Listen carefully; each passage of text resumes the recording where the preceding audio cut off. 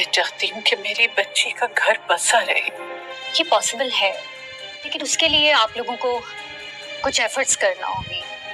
अब किस किस्म के एफर्ट्स डॉक्टर साहब? यही कि सुल्तान का साइकेट्रिक ट्रीटमेंट करवाएं।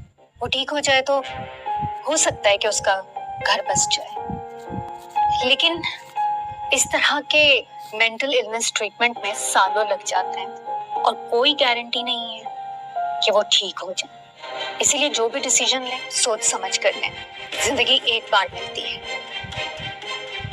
उसे किसी पागल शख्स के लिए जाया ना करें। अमीर हो या गरीब, माँ एक माँ ही होती है और मशरकी माँ जो होती है वो चाहती है अपनी बेटी का घर बसा रहे।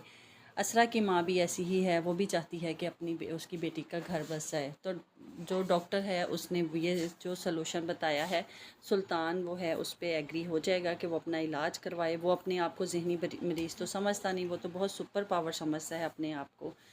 तो आपका क्या ख्याल है, कमेंट में ज़रूर बताइएगा।